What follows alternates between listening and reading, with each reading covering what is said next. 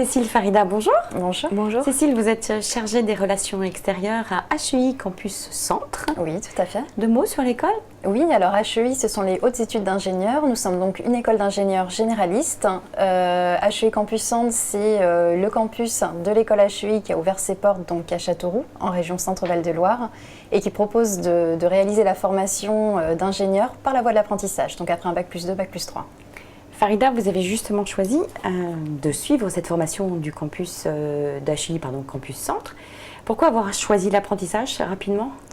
Tout d'abord pour avoir de l'expérience professionnelle, une fois que j'aurai mon diplôme, avoir des expériences à mettre dans mon CV pour compléter et enrichir mon CV, mais aussi être indépendante financièrement via la voie de l'alternance.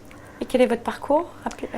Alors moi j'ai fait un DUT génie mécanique et productique, et ensuite j'ai fait une licence professionnelle méthode et conception avancée.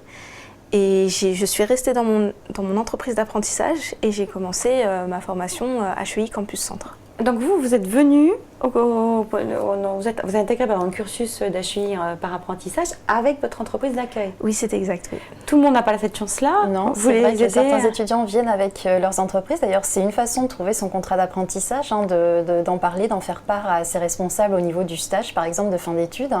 De job d'été qu'on aurait réalisé qui se serait très bien passé. Ça peut être une façon de demander à l'entreprise de nous accompagner durant 3 années supplémentaires et d'atteindre le titre d'ingénieur. L'autre méthode, c'est de faire une recherche spécifique justement pour ce cursus. Et nous, au niveau de l'école HEI Campus Centre, on accompagne les jeunes dans cette recherche de contrat d'apprentissage. Alors c'est vrai que rechercher un contrat pour 3 ans, c'est quelque chose d'assez nouveau. Généralement, les jeunes ont fait une recherche de stage, même stage longue période, on fait des recherches de job d'été, ce genre de choses. Là, on part sur le contrat d'apprentissage, finalement, c'est un genre de CDD sur 3 ans, donc on s'y prend d'une autre manière. Et nous, on va démarcher donc les entreprises, on leur parle de notre formation, on voit quels sont leurs besoins en tant qu'apprenti ingénieur pour la rentrée prochaine, et on est en mesure de proposer un catalogue d'offres de contrats d'apprentissage aux jeunes qui vont être retenus pour notre formation. Vous avez un pourcentage très important de placement en entreprise à l'entrée. Oui, exactement, tout à fait. Nous, on a 70% des jeunes qui intègrent notre formation qui ont trouvé leur contrat d'apprentissage grâce à HEI Campus Centre. Et donc l'accompagnement ne s'arrête pas là, puisqu'on les aide sur tout le processus de recherche de contrat d'apprentissage. Dans un premier temps, on revoit ensemble le CV, la lettre de motivation. On leur donne des conseils divers et variés sur des choses qui semblent toutes basiques, mais qui peuvent rassurer aussi, c'est-à-dire comment je m'habille pour aller à un entretien de motivation au sein d'une entreprise. On fait des simulations d'entretien et puis on fait des petits points réguliers par téléphone, par Skype, pour voir où en sont les recherches. Et alors ce qui est bien aussi, c'est que ces points réguliers, on les fait aussi bien au niveau des jeunes, donc on voit où ils en sont dans leur recherche, comment les choses avancent, mais aussi au niveau de l'entreprise.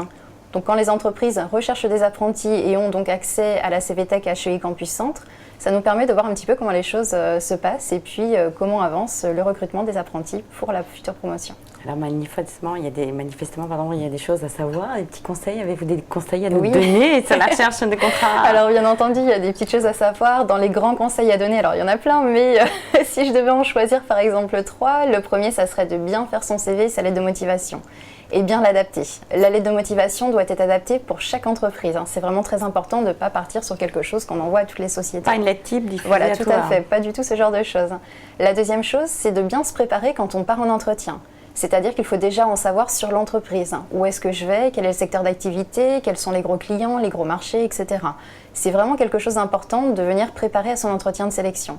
Et puis la dernière chose qui est peut-être un petit peu plus compliquée et pas forcément évidente à faire, c'est en cas par exemple de réponse défavorable de la part de la société, la recontacter et savoir ce qui a fait que finalement sa candidature n'a pas été retenue. Et vous-même Farida, un petit conseil à donner à tous ceux qui vous regardent? Je dirais que pour l'entreprise, il faut être vraiment curieux et motivé. Et je pense que c'est vraiment la clé pour réussir, que ce soit en entreprise, mais même aussi au sein de l'école. Pour tout ce qui est projet et association, la motivation et la curiosité sont les 2 points forts, je pense. Cécile Farida, merci. Merci.